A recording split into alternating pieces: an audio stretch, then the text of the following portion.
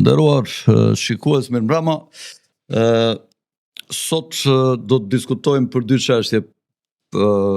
Tangent do të flasim për situatën në përgjithësi të ngjarjeve, sidomos në Iran dhe në Groenland, për ngjarjet ndërkombëtare për gjeopolitikën.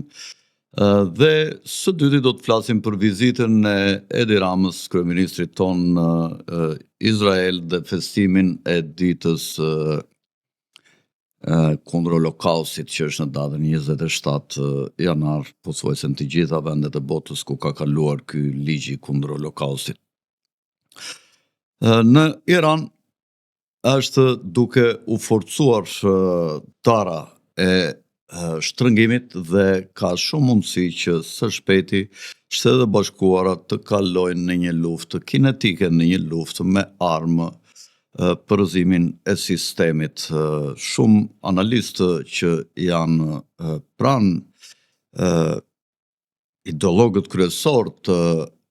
presidentit Trump, siç është Heritage Foundation, kanë bërë deklarata se nuk do të jetë një luftë e ngjashme me luftën në Irak, sesa e ngjashme më shumë me luftën në Venezuelë, për faktin se do synohet prerja e kokës së gjarprit, siç ka thënë Trumpi, duke quajtur Ayatollah Khomeinin si një kokë gjarpri. Ndërkohë, vendet e rajonit nuk kanë dhënë akses për të përdorur territoret e tyre në rast se fillon një luftë kundër Iranit. Bëhet fjalë për ato vende në lindjen e mesme, të cilët kanë baza amerikane, sidomos siç është Emiratet e Bashkuara Arabe, të cilat janë një aleat i madh i Izraelit dhe i Shteteve të Bashkuara. Ndërkohë, flitet që kreu i shtetit në Iran është futur në një bunker të fshehtë, dhe ndërkohë vazhdojnë protestat e mëdha kundër qeverisë në Iran. Sigurisht shkak janë rënja e fuqisë ekonomike të Iranit, ngritja e inflacionit dhe printimi pafund i parave nga Banka Qendrore e Iranit, për shkak të embargos fuqishme që ka vendosur Shtetet e Bashkuara në Iran. Dihet që presidenti Trump ka pasur një urrëtie të madhe ndaj presidentit Obama, sidomos ai ka goditur dy aktet kryesore të Obamës, siç është Obama Care, është ai sistemi i sigurisë shëndetësore që ngriti presidenti Obama, që ishte një nga emblemat ose medaljet që mori gjatë qeverisjes së tij prej 2 mandatesh, prej 8 vjetësh, presidenti Obama, Barack Obama.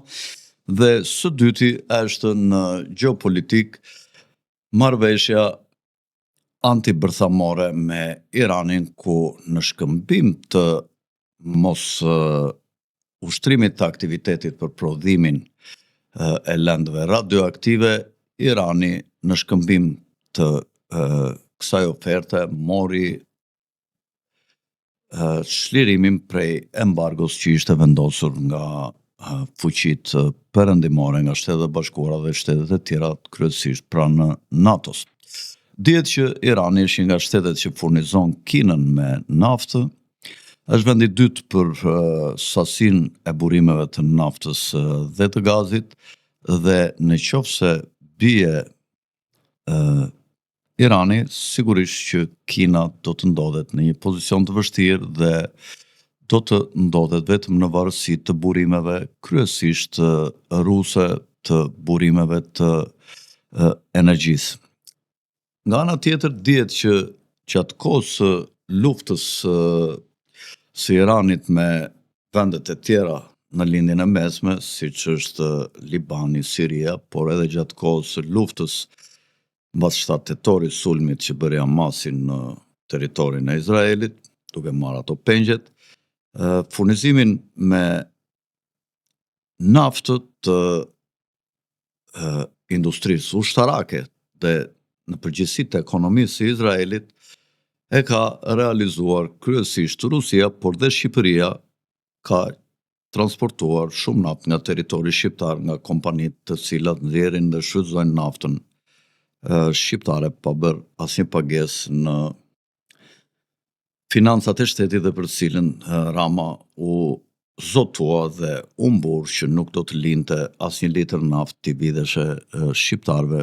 në fushatën e vitit 2013, po dhe para se të vinte në pushtet edhe para kësaj fushate. Shqipëria ka furnizuar me naftën e saj makinerinë ushtarake të Izraelit gjatë këtyre kohërave, por edhe ekonominë e Izraelit aq të etur për këto burime për shkak të rritjes së kapaciteteve kryesisht ushtarake të saj dhe rritjes së investimeve në këtë fushë. Ndërkohë në Bashkimin Evropian ka filluar një pakënaqësi ndaj Mark Rutës, ish-kryeministri holandez, i cili sot është sekretari i përgjithshëm, pra drejtuesi civil i NATO-s, të cilin e kanë kritikuar sepse e kanë quajtur një sekretar i Trumpit pranë NATO-s, ndërsa Mark Rutte është justifikuar duke thënë para eurodeputetëve se ai ishte në një pozicion të vështirë dhe se Evropa pa mbrojtjen amerikane do ta ketë të vështirë mbijetesën e saj përballë sfidave dhe rreziqeve që po ndodhin nga momenti në moment kudo në botë. Në fakt, pavarësisht se duket sikur ka një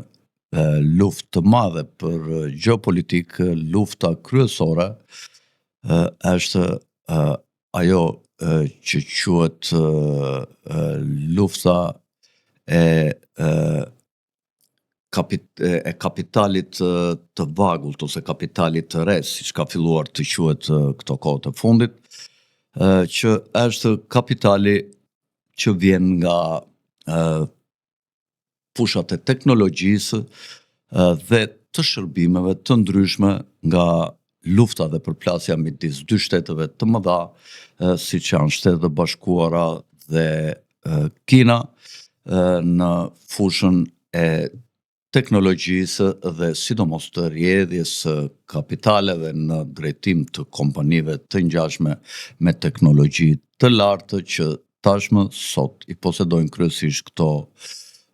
dy vende, siç është teknologjia dhe industria e Silicon Valley dhe kompani të tilla si Facebook, Amazon, PayPal dhe kompani të tjera, të cilat në fakt kanë një autostradë të vjetër dhe të ngritur para shumë vitesh, ndërsa Kina, për shkak se ka futur në qarkullim përdorimin e parasë digjitale në një masë të gjerë, ka krijuar një autostradë dhe teknologji shumë moderne dhe për shkak se Banka Qendrore i kontrollon këto dhe jo bankat dhe kompanitë e tjera të kontrollojnë Bankën Qendrore ose ta kenë themeluar, siç ka ndodhur me krijimin e Fedit nga banka të këtilla si JP Morgan, prapa të cilit sigurisht që ishin dinastia më e fuqishme bankare evropiane, por tashmë botërore, dinastia Rothschild. Baza është e ngjashme, është kapitaliste si në Kinë ashtu dhe në Shtetet e Bashkuara, ndërsa superstruktura financiare dhe superstruktura politike që kanë kontroll gjithë aktivitetin ekonomik të vendit ndryshojnë, pasi në Shtetet e Bashkuara është shumë e diversifikuar dhe me shumë pole, ndërsa në Kinë është e centralizuar qoftë në hierarkinë financiare, siç e thash, nga Banka Qendrore Kineze që kontrollohet gjithë aktiviteti financiar që realizohet brenda në Kinë, ashtu dhe sistemi politik që është i kontrolluar nga një dorë e vetme. Është shumë e rëndësishme tash se cila para elektronike do të jetë paraja që do të bëhen transaksionet më të shumta në botë, pasi dihet që gjithë lufta që është bërë qoftë në kohën e marrëveshjeve smithsoniane kur Nixon i drejtonte Shtetet e Bashkuara, është bërë marrëveshje që vendet të cilat përfitonin naftën e tyre nga aktiviteti me kompanitë amerikane, siç janë Shtatë Motrat e Teksasit, kompanitë e naftës dhe të gazit Rockefellerëve, cilat kanë bërë investimet më të mëdha bashkë me kompaninë britaniko-hollandeze British Petroleum në lindjen e mesme, ju kërkua atyre që të bënin të gjitha transaksionet për shitjen e pjesës së naftës së tyre që ato merrnin nga marrëveshjet me kompanitë amerikane dhe britaniko-hollandeze, por dhe të tjera, duhet të bëshin të gjitha transaksionet me dollar, dhe kjo quhet periudha ose epoka e petrodollarit, kur u hoq dorë nga standardi i arit ose standardi i arit të verdhë dhe bashkë me arin e verdhë u fut si standard për prodhimin e parave dhe ari i zi. Ndërkohë, ari i bardhë ose heroina në pjesën lindore të hemisferave kontrolloheshen nga familja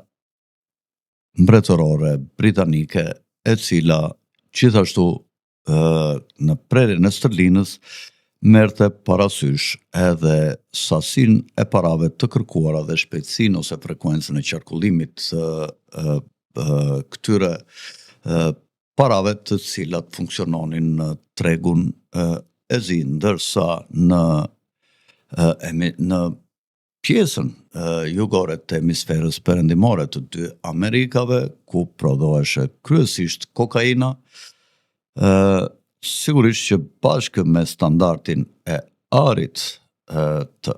të zi u fut dhe standardi i arit të bardhë, që ishte kokaina, e cila mbuloheshe edhe kjo nga prerjet e dollarit për qarkullimin në tregun e zi dhe për pastrimin e këtyre parave nëpërmjet organizatave sekrete si CIA,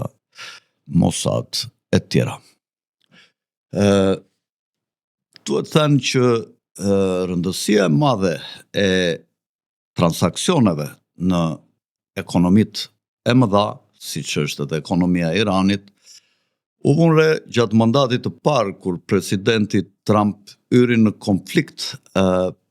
me tezën e Obamës, siç i theshte ai, sepse ka një mendim nga autorët konspiracionistë që Merkeli është një nga vajzat e Hitlerit, ndërsa Obama është nipi i Hitlerit, pasi mamaja e Obamës mendohet që është motra e Merkelit, dhe e dy grave tjera të fuqishme, njëra ka qenë kryeministre e Britanisë dhe tjetra presidente në një nga vendet baltike, por nuk ishte ky qëllimi i këtij emisioni. Dhe Trumpi ju kundërvu, në qoftë se këto do të jenë të vërteta, këto hipoteza që thuhen nga konspiracionistët, ju kundërvu klanit nazist të Hitlerit, që ka pasur pushtet të lartë, siç ishte Obama dhe Merkel. Merkel nëpërmjet marrëveshjes bërthamore që bën me Iranin, cilën e përmenda në kryeterës fjalës time, pas arritjes së kësaj marrëveshje, të cilën Obama e shiste në opinionin publik si një sukses të madh të tij dhe të Merkelit, teza Merkelit, dhe Merkeli futi shumë investitor të fuqishëm gjerman, të cilët në tregun e etur për investime në shkretëtirën e thartë të ekonomisë iraniane, që bazohesh vetëm ke shitja e naftës, ishte si një pikë ujë në atë udhëtarin, në fytin e udhëtarit të etur në shkretëtirë, dhe ata i bënin transaksionet sipas interesave të tyre me euro ose edhe me paran iraniane si pas rastit dhe interesave të dy palëve. Por Trumpi i kërkoi Merkelit që të ishnin dorë nga transaksionet që do të bënin kompanit gjermane në Iran pa ndërmjetësimin financiar të dollarit, dhe Merkeli nuk pranoi dhe tha që ne do t'i ripërsëritim ato kontrata kur t'jetë e nevojshme dhe do të vazhdojmë punën sipas interesave tona. Mirë po Trumpi, i cili vuri embargo dhe nuk e njojti këtë marrëveshje të Obamës, duke ja hedhur në koshin e plerave këtë arritje Obamës, duke e quajtur si një përkulje dhe një nënshtrim të interesave amerikane ndaj Iranit dhe një veprim kundër interesave të aleatit strategjik të Shtetet Bashkuara në lindjen e mesme Izraelit, një prerje në besë e tij, Trumpi filloi embargon dhe i thiri biznesmenët gjerman dhe ju bëri thirrje që në qoftë se ata do të kishin bërë transaksionet me dollar, do të lejoheshin të eksportonin mallrat e tyre nga Irani dhe në të kundërt ata do të taksoheshin tyfish mallrat e tyre, dhe të gjithë sipërmarrësit gjerman në Iran shkuan tek Merkeli dhe i kërkuan asaj që të ndryshonin rregullat e lojës dhe shkëmbimi i mallrave dhe shërbimi financiar të realizohen nëpërmjet dollarit. Merkeli ditën tjetër doli dhe pranoi që nuk do të përsëriteshin me kontratat me Iranin, dhe ky ishte një sukses i politikës së Trumpit gjatë presidencës së tij të parë në lidhje me politikat e tij ndaj Iranit. Bota është në një trazim të madh dhe të gjitha rregullat janë prishur, dhe kjo duket edhe nga fjalimet dhe nga qëndrimet që palët mbajtën në Davos javën e kaluar. Por unë mendoj që kjo është një strategji që përdor 1% e ekonomisë, e cila e biznesmenëve, financierëve, të cilët duan që të rritin kontrollin ndaj njerëzve, dhe qoftë në numrin e tyre, qoftë dhe për të krijuar atë që quhet interneti i trupave.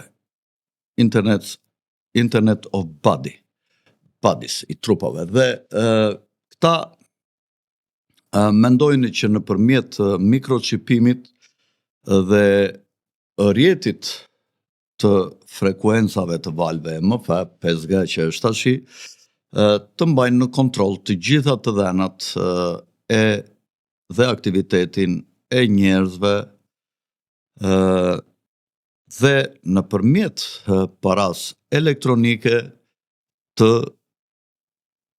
kontrollojnë dhe të bëjmë presion mbi cilin do që kërkon të dalë nga matriksi, duke i bllokuar numrin e llogarive për të bërë transaksione ekonomike në pamundësi të ekzistencës së keshit, të paras kesh, të cilin, siç u kam thënë dhe herë tjera, kërkojnë ta zhdukin pasi keshi është liri. Për të bërë këtë, për të realizuar këto arritje, sidomos për të realizuar mikrochipimin e njerëzve, do të duhet edhe një plandemi tjetër nëpërmjet të cilës do t'i detyrojnë njerëzit t'i mbajnë në këto mikrochipe në fillim gjoja si tregues, si termometrat dhe tregues si temperaturës në trupin e tyre, kur ato ballafaqohen me një aparat, dhe do të kryon një plandemi, mendoj unë, ose nga ato që kam studiuar unë, flitet që do të jetë me një pandemi me temperaturë të lartë, 39-40-41, dhe do thuhet që është virus, kur në fakt viruset nuk ekzistojnë, po ekzistojnë helmet. Nëpërmjet helmimit ngrihet temperatura e trupit dhe do të thonë që ti s'ke drejt tysh në asnjë institucion bankar dhe institucion shtetëror për të bërë shërbime nëse nuk e ke këtë çipin me vete, ku do të tregosh që temperatura juaj është normale dhe ti nuk kërcënon të tjerët, ashtu siç thuheshe për maskën që do mbash maskën, sepse maska nuk të mbron ty, po ti domethënë mbron të tjerët nga ti me ca deduksione, me sa shpjegime idiote, do të thonë që ti mund të mos e kesh problem temperaturën, por ti infekton të tjerët nëse hyn me temperaturë dhe ti mund të thuash që unë hy në një dyqan dhe i marr vetë përsipër rrisjet nëse infektohem nga të tjerët, por ata s'të lënë se thonë mund të jesh ti i infektuar dhe infekton të tjerët, dhe duke u thënë të gjithëve këtë, do t'i detyrojnë të gjithë të vënë mikrochipe nëse njerëzit nuk rebelohen. Në këtë drejtim të digitalizimit, pra grumbullimit të gjitha të dhënave në një dorë, që është ajo tjella, dhe kontrollit nëpërmjet kamerave, të cilat janë vendosur rreth 8.000 kamera nga data 1 janar në Shqipëri, dhe njerëzit ndoshta nuk e dinë, qeveria do të bëhet policia e madhe që kontrollon dhe merr vesh gjithçka, se çfarë bëjnë njerëzit, ku lëvizin, çfarë thonë dhe çfarë bisedojnë, sepse sa herë afrohesh pranë këtyre kamerave, ato mund të fokusohen dhe të dëgjojnë bisedën që je duke bërë ti në makinë me njerëzit e tjerë. Këto duken si gjëra të çuditshme dhe të paarritshme dhe dikush mund të mos i besoj, por unë kështu i di, ndoshta mbas pak kohësh pastaj thon Cakoja ka pasur të drejtë. Në fillim thon çfarë thot ky, pastaj thon ndoshta ka pasur thon që një pjesë thon që ka pasur të drejtë, po ç'n si ka, unë dëshiroj që të mos kem të drejtë dhe mos më dalin këto parashikime o kurzeza që ju thash deri tash dhe u kam thënë edhe tjera herë pas here. Të flasim pak për vizitën, siç u thash në fillim të emisionit, për vizitën e Edi Ramës në Izrael dhe për festimet, nëse mund t'i quajmë kështu, ose për kujtimet për Holokaustin dhe për luftën kundër antisemitizmit, nëse ka një luftë të tillë, se unë s'di që ka. Edi Rama shkoi në Izrael dhe duket që ju ka kthyer kurrizin globalistëve dhe po kërkon një ndërmjetësim nëpërmjet Izraelit, i cili ka shumë nevojë për shkak se e kanë abandonuar dhe bojkotuar shumë lidera botëror për shkak të politikave genocidale, siç i quajnë ata, ndaj Palestinës në rripin e Gazës, dhe për luftrat e tjera që Izraeli ka zhvilluar në rajon si palë agresore dhe me një çekuilibrim të madh, ose me një përdorim të tejskashëm të forcës ndaj fuqive më të vogla, apo ndaj civilëve, siç është rasti në rripin e Gazës, ku janë vrarë mbi 70.000 civil, por flitet që janë dhe 100.000, madje edhe sot goditen gratë duke mbushur ujë në çezm, apo fëmijë duke luajtur me topa lecke në terene të shkërmoqura nga bombardimet, ku nuk ekziston me asnjë ndërtesë, dhe që kjo ngjarje sigurisht nëse ky njerëzim do të vazhdojë të ekzistojë kështu siç ka qenë dhe siç e njohim ne deri sot, dhe nuk do të ndryshohet historia, ka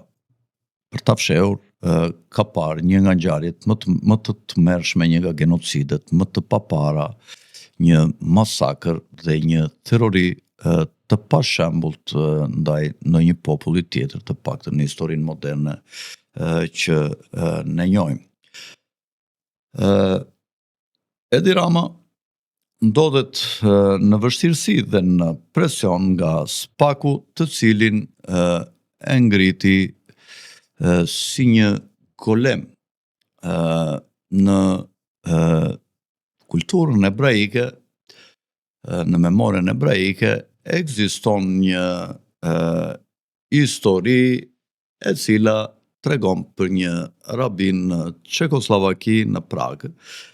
të cilit i shkonin qifutët, se Jewish, do me thënë, sepse këta e përkthejnë fjalën Jewish, e përkthejnë me qëllim si fjalë ebre, sepse nuk duan të pranojnë që ata që janë shumica dhe që drejtojnë sot Izraelin, që janë Jewishët e lindjes, pra që besojnë ke feja e Mojsiut, por që në fakt nuk janë hebrejnë, siç ka qenë Mojsiu,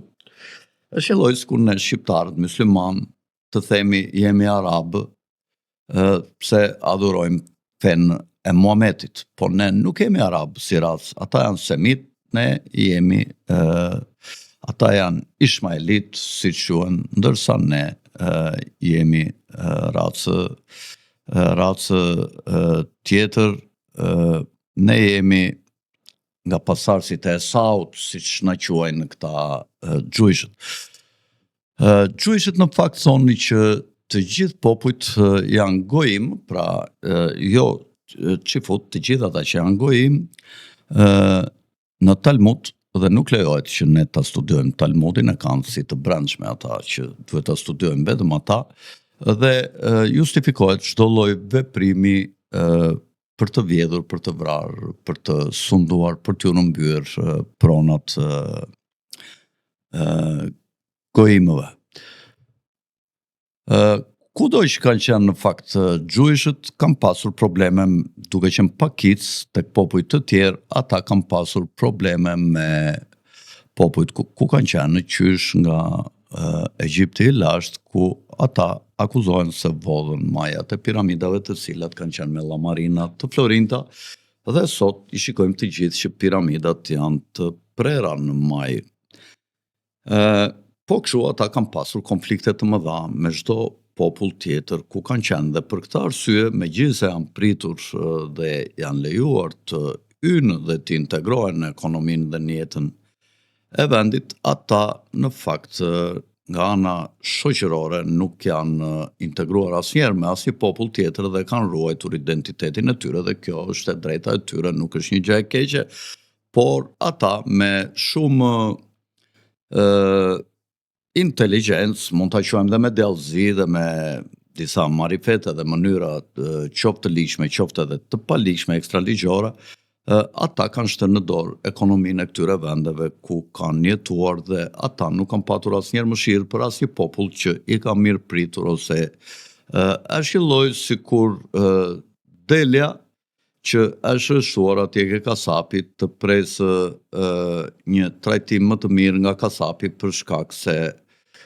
mund të mos i bëj shumë kakërdhi atje në atë territorin e kasapanës. Kështu është sikur të presësh që mund të bëhesh mik me ta, po Rama nuk e ka hallin që të bëhet populli shqiptar mik me ta, por ka hallin e vet personal, sepse është shumë i ekspozuar në shumë drejtime, në çështjet e korrupsionit, dhe sidomos është i cënueshëm në lidhje me aferën me Gonigal, meqense ka të bëjë me korruptimin e një zyrtari të lartë të FBI-t që quhet një krim i rënd për të dyja palët dhe për të korruptuarin dhe atë që korrupton. Dhe mund të ketë dokumenta dhe incizime nga bisedat e gjata të Trumpit me Gonigalin, ku duket qartë shkelja e ligjeve të njërit vend ose të dyja vendeve. Dhe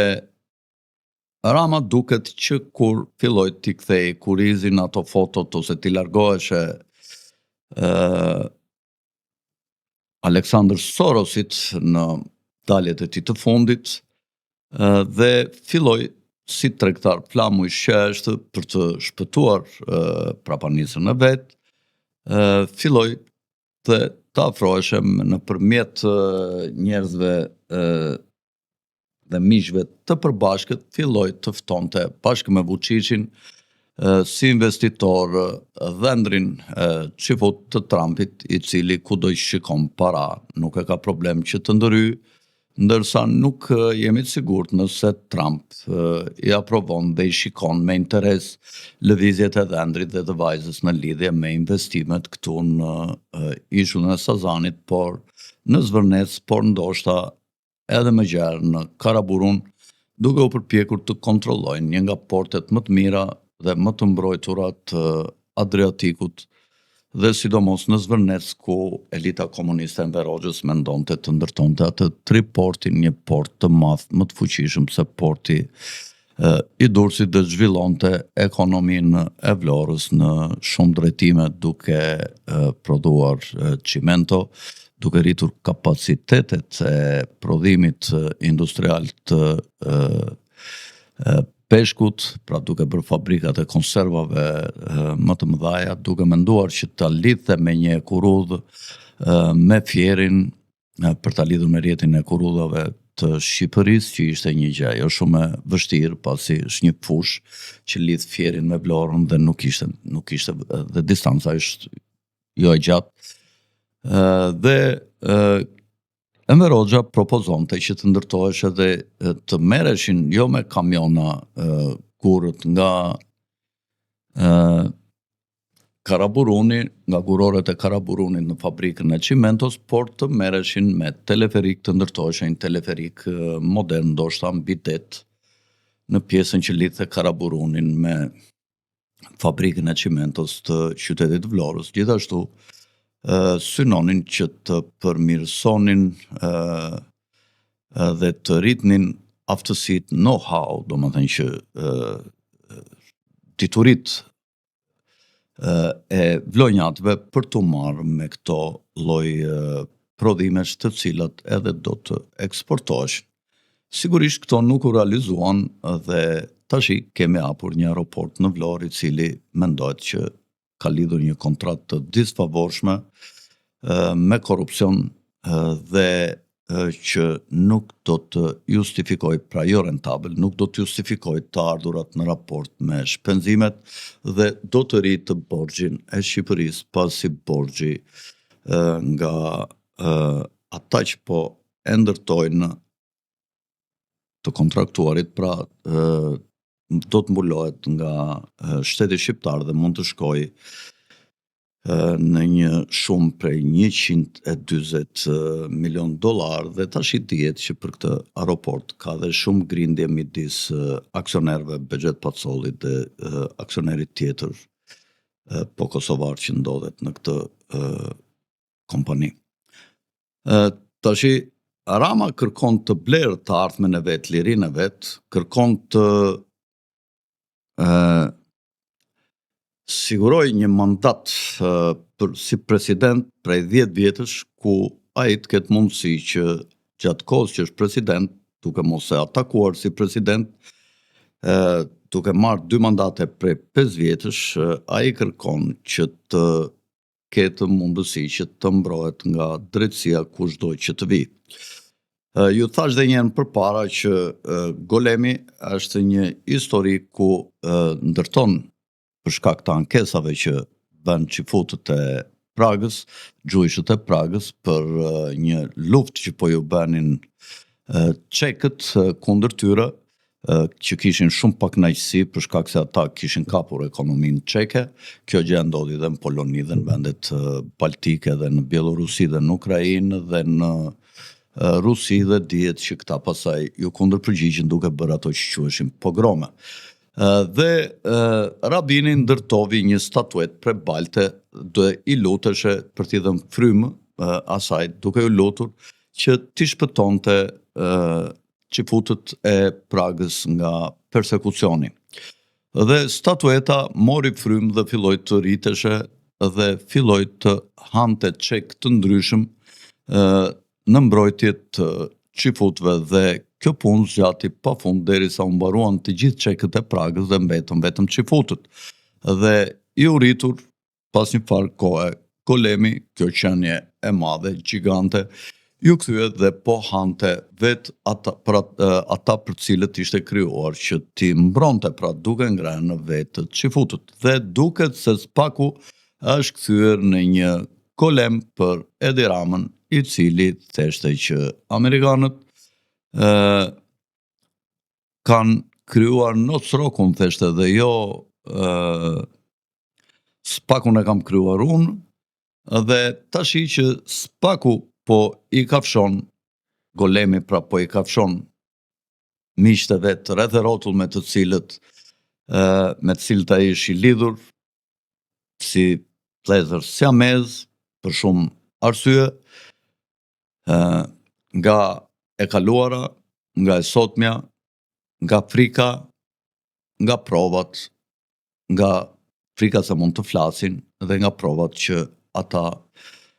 mund të sjellin, dhe Rama Indjeri kërcënuar përpiqet të mbrojë ata bashkë me fatin e vet, duke u lidhur pra si një vëlla siamez me zënës kryeministren Balluku. Pra Trump ka kërkuar nga Benjamin Netanyahu, i cili është i dënuar për krime lufte kundër njerëzimit nga gjykatat ndërkombëtare e Hagës, dhe i ka kërkuar atij, duke ditur influencën e tyre, i ka kërkuar që të ndërhyjë Trumpit të organizojë një takim dhe t'i lutet Trumpit që të mos e godasë Ramën, dhe nga ana tjetër ka bërë me siguri marrëveshje të pista kundër interesit të popullit shqiptar, të tilla si koha do t'i tregoj, por ne amendësojmë këto nuk janë sigurisht 100% të vërteta, por ka mundësi që, duke ditur natyrën e Ramës, që për të shpëtuar prapanicën e vet është gati dhe të lindës dhe të zaos dhe të djalit tjetër dhe të vllajt vet, është gati t'i lëshojë të gjithë shqiptarët dhe pasuritë e tyre për të ruajtur vetëm ato që ka krijuar vetë me korrupsion të jashtëzakonshëm, galopant në këtë vend të paparë dhe të padëgjuar, qoftë në shtrirje, qoftë në kohore, qoftë në thellësi. Dhe mund të ketë që futet duke parashikuar një luftë mes Shtetet Bashkuara dhe Iranit, dhe mundësinë që Irani të godasë, pavarësisht se Izraeli po vendos ato armët e reja amerikane për të mbrojtur qellin dhe hapësirën e vet qellore nga goditjet me raketat, siç ndodhi radhën e parë nga lufta disa javore mes Iranit dhe Izraelit, ku raketat izraelite arritën të godisnin shumë qytete të Izraelit dhe jeta e popullit të Izraelit u bë e pasigur dhe shumë prej tyre filluan të dilnin nga territori i Izraelit, dhe me qenë se këta parashikojnë që mund të ndodhë dhe një goditje tjetër dhe njerëzit mund të kenë nevojë për strehat sigurta, mund t'i kenë kërkuar Ramës që të krijojë akses dhe lehtësira për t'i mbrojtur që futet nga ndonjë urrejtje e qytetarëve shqiptar për shkak të pemave dhe genocidit që ata kanë bërë në këto vitet e fundit, po jo vetëm në Izrael dhe në vendet rreth e rrotull. Dhe njëkohësisht Rama ftoi biznesmenët e Izraelit që të vinin dhe të investonin në Shqipëri. Sigurisht ata janë si majaja e bukës që e thrynë bukën dhe i japin një sy tjetër më të bukur, por duke hyrë kapitali gjuish dhe duke u shfrytëzuar nga vetë gjuishët dhe jo duke u dhënë borxh ke vendasit, shfrytëzohen shumë burimet e një vendi, por të ardhurat nga përpunimi i këtyre produkteve, nga prodhimi industrial apo nga shitja e tyre, nga tregtimi i tyre, pjesën më të madhe sigurisht që në raport me popullsim, por edhe me sasinë e investimit, e marrin gjithmonë gjuishët dhe i lënë të gjithë popujt ku ata shkojnë me kish në gojë dhe nuk është gjithmonë me interes bashkëpunimi me ta. Kudo që ata kanë hyrë, kanë popujt e tyre, kanë pasur probleme dhe e kanë parë këtë periudhë kur ata kanë hyrë si një periudhë fatkeqësie. Ju lutem regjia, fotot, dua të tregoj disa foto ku Rama u mbur dhe tha që populli shqiptar, kur hynë Gjermanët, ju tha Gjermanëve që ne, ja këtu është një familje gjujshe që ka qenë në Shqipëri, populli shqiptar i ka mbrojtur kur u pyet kryetari i regjencës me difrashi, mbaj në 2 ekrane, më mbaj mua në një ekran e në gjysmën tjetër, mund të edhe regjia fotot, kur u pyet me difrashi se sa që fut ka nga Neubaheri, që ishte i ngarkuari për Ballkanin, me qendër në Beograd, ishte austriak, dhe me difrashi tha janë rreth 100 familje, por në fakt kanë qenë shumë më tepër, dhe këto familje u mbrojtën nga populli shqiptar, sepse populli shqiptar është një popull mikpritës dhe kur nuk përdor dhunë, por nuk lot as indiferentin ndaj atyre nevojtarëve që vinë dhe kanë nevojë në situata të tilla të vështira, kur për rivalitet 2 popujt grindeshin. Ne kemi mbrojtur në fakt gjujshët ose dhe brejnë, po këta kanë qenë gjujsh të lindjes që kanë ardhur nga vatrat e luftës në veri dhe verilindje të Evropës, por në fakt vetë nazizmin, si pas shumë autorëve konspiracionistë që i përmendi dhe ministri i jashtëm i Rusisë Lavrovi, kanë pasur gisht sionistët, pasi nga përplasja mes nazizmit dhe komunizmit u krijua shteti i Izraelit, dhe sionistët ishin të interesuar që të gjithë gjujshët që jetonin në kushte shumë të mira ekonomike në lindje të Evropës edhe në Gjermani, Poloni, në vendet e tjera, po qoftë edhe në Francë, kudo, të cilët nuk pranonin të shkonin për të ngritur shtetin e Izraelit në ato kushte të vështira ku u vendosën kolonët e parë, në për shkretë të tira, në për gergje, në për brigje. Një pjesë u joshën me pagesa nga dinastia Rothschild. Ne kemi botuar, shtëpia time botu, se ka botuar libra, qoftë Judenstadt të themelusit të sionizmit, por qoftë edhe disa vepra të tjera të rëndësishme, të cilat ishte mirë të i kisha marrë këtu librat, ku tregohet se si ishte plani për të zhvendosur çifutët nga Evropa në drejtim të Izraelit. Dhe ata që nuk pranuan të iknin, u detyruan sipas tyre autorëve konspiracionistë, që janë të shumtë dhe janë autorë perëndimor, dhe librat e tyre sot janë shitur në miliona kopje dhe në 10 gjuhë të botës të përkthyera, tregojnë që vetë sionistët kanë qenë të interesuar për atë që u quajt Holokaust, po që në fakt, sipas këtyre autorëve janë vrarë shumë më pak se sa deklarohet, pasi mendohet që në Evropë ka qenë dhe në vitin 33 një numër shumë i vogël se 6 milion ebrenj, qifutë, pra të cilët deklarohet se u vranë. Në fakt, sipas këtyre autorëve, mendohet që ka një raport proporcional të eliminimeve në për kampet e përqendrimit, por shumica dyshojnë që nuk ka pasur as gas, as krematoriume. Kohët e fundit edhe një kompani australiane që vajti në mos gaboj në kampin e Treblinkës me reze lazer nga lart kërkoi të gjente ato varet e mëdha të përbashkëta, ku thuhet se janë hedhur me mira quish, por edhe komunistë të tjerë të vendeve të tjera ndoshta, dhe ata kanë thënë që nuk na rezulton që ka eshtra dhe vare të tilla të mëdha të përbashkëta, dhe njëkohësisht ka studime që nuk ka nga shkencëtarët që nuk ka emisione që të çlirojnë në muret që kanë thithur gazin, ziklon në mos gaboj që quheshe, dhe nuk kanë ndotje të mureve me gaz ziklon atje ku thuhet që kanë qenë ato dhomat që i mbysnin. Gjithashtu ka të dhëna të tjera që thoni që në qoftë se do ishin vrarë 6 milion qifut dhe do ishin djegur në krematoriumet, si thuhet, duhet që për një trup ka një sasi të caktuar qymyri që duhet të digjeshin dhe për 6 milion trupa duhet të kishte një sasi të caktuar që si mbajmë mend shifrat që nuk justifikohet në një kohë që janë të dhëna të sakta sa qymyr kanë hyrë në për magazinat e këtyre kampeve të përqendrimit dhe raporti për të ndodhur një gjë e tillë sigurisht është i jashtëzakonshëm. Por rëndësi ka që populli gjuish për shkak të këtyre skemave perfide të organizuara nga ata që donin të krijonin Izraelin, pra nga familja Rothschild,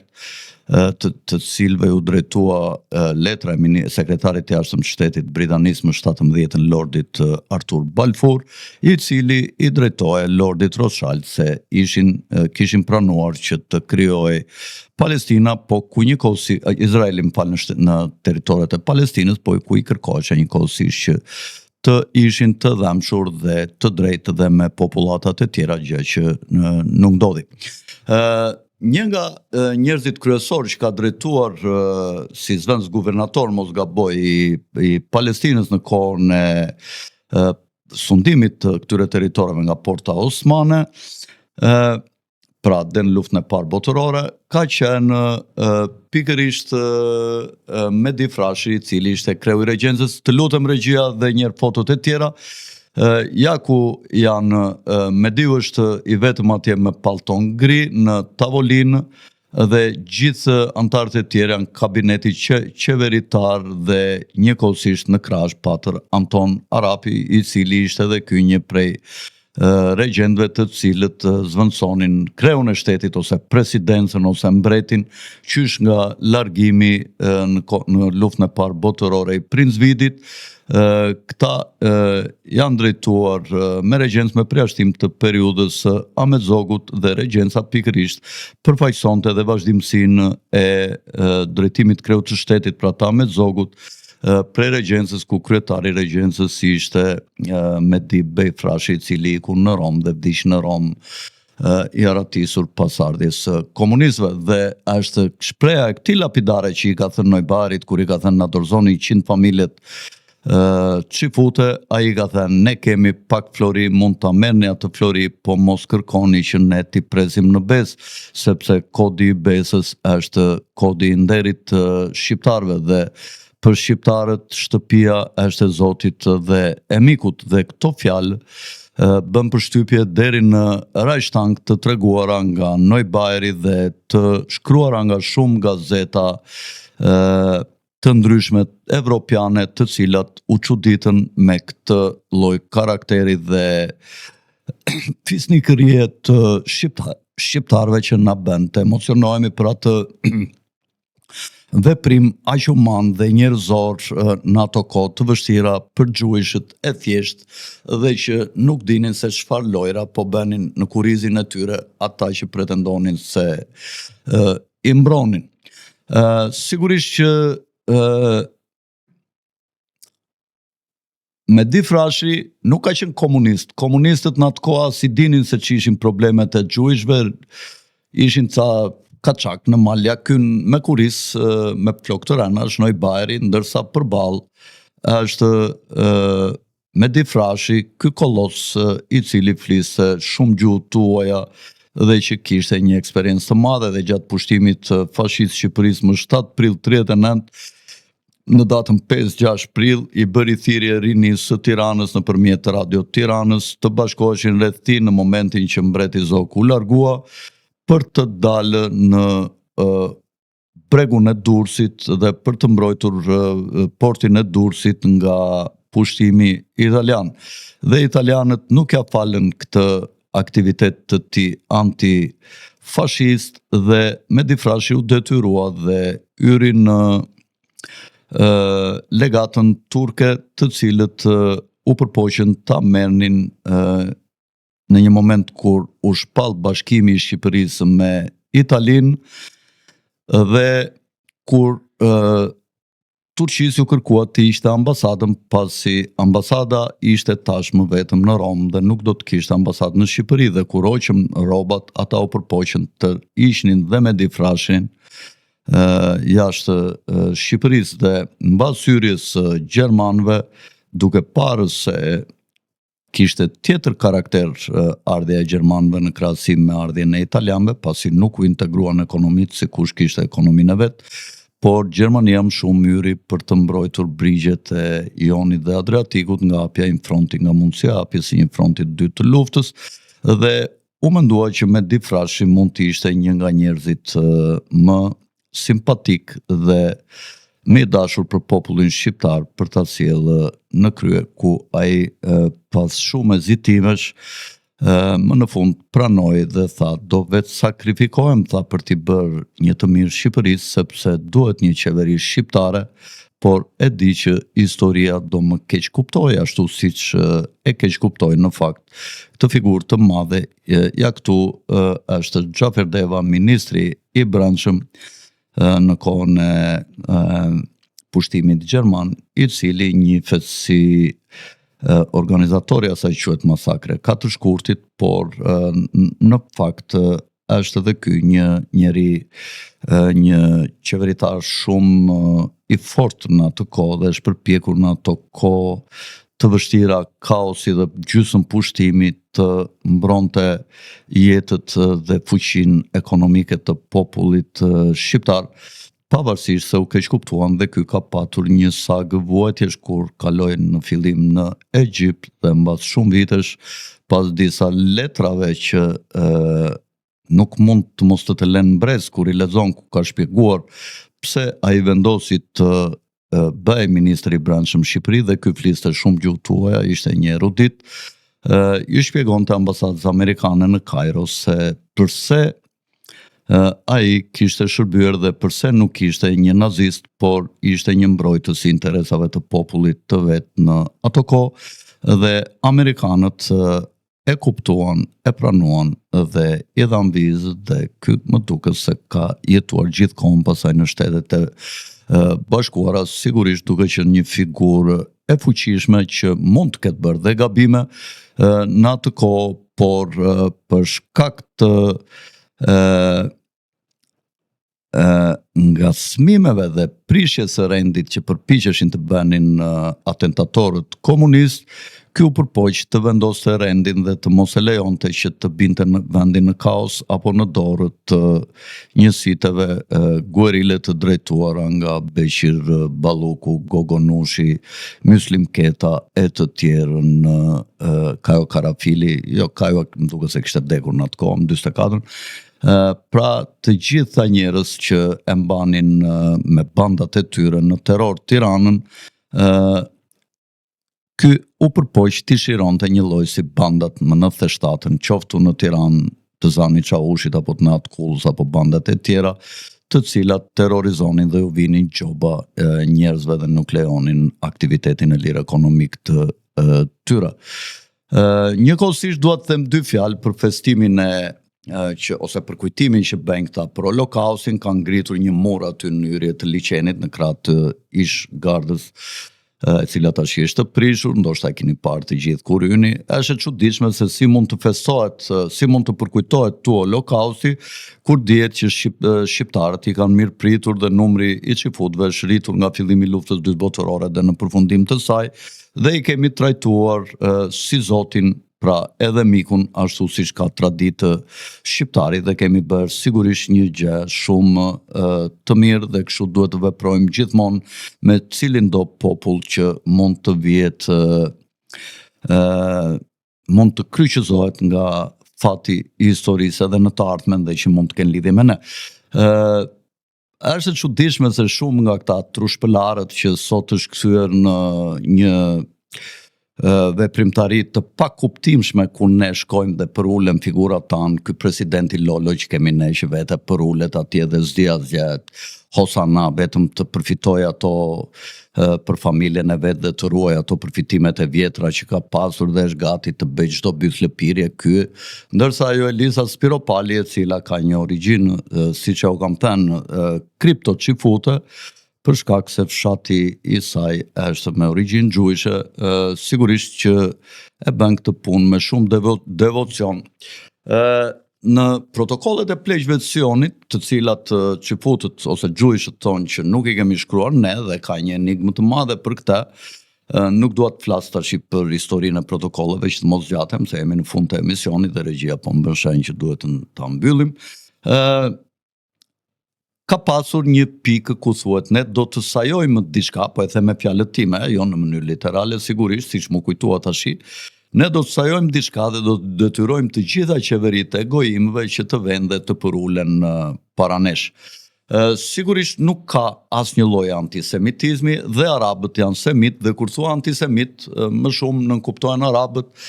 sepse gjujishët janë shumë më pak se sa arabët gjujishët e brenj, ata që janë semit, sepse shumita e gjujishëve sot nuk janë semit, nuk janë e brenj. E brenjt janë racë semite, ndërsa e brenjt e lindjes ashkenazint ka shumë studime dhe nga vetë qifutët,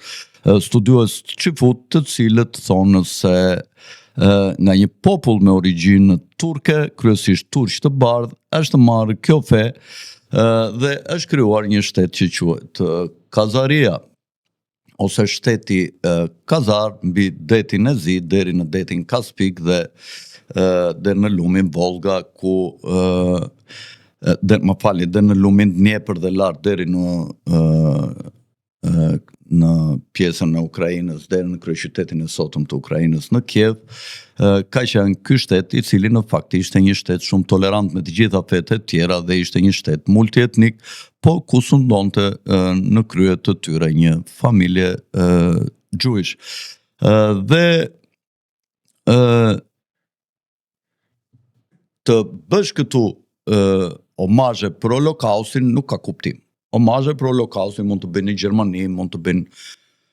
polakët në qoftë se kanë marrë pjesë bashkë me gjermanët kolaboracionist polak ose austriak në kampet e përqendrimit bashkë me nazistët kanë shkaktuar Holokaust, ata duhet mundet që të bëjnë një përkujtim dhe të kërkojnë një falje, po jo vetëm kundër gjujishve, por dhe kundër të burgosurve të tjerë, siç ishin Romët, Egjiptianët, komunistët, Rusët dhe popujt të tjerë, polakët, që kryenin aktivitet antinazist, të cilët u burgosën në këto kampe të përqendrimit me dhunë dhe patën të njëjtin fat, ashtu si dhe një pjesë e gjujshve, sigurisht jo në atë numër që thonë ata 6 milion, por mendohet nga studiusit e ndryshëm që unë i kam lexuar dhe i kemi edhe këtu librat perëndimor, janë këta studiues të ndryshëm të cilët thonë që janë më pak se 800.000 të vdekur në kampet e përqendrimit dhe gjatë kohës së luftës në përplasje me nazizmin dhe Hitlerin. Pra është një servilizëm shumë i madh dhe një bythëlëpirje e madhe ndaj popullit qifut, kur asgjë në fakt nuk fitojnë, vetëm në një individ si Rama përfiton, kurse këta të tjerë s'dinë se çfarë bëjnë, janë shumica janë trushplar, nuk e dinë historinë dhe të vërtetën, dhe kështu i kanë mësuar në përshkolla në ato rrethet e tyre të idiotëve atje dhe i thonë si papagaj përmendesh gjithmonë. Mendoj që ta mbyllim pasi kemi azoruar pikat për të cilat jo prezantuam qysh në fillim. Duke u kujtuar që ti bëni subscribe kanalit dhe njëkohësisht duke falenderuar sponsorët e emisionit ton dhe Win Lajthiza, disa nga produktet e cilit ndodhen këtu, ju themi natën e mirë dhe mirupafshim në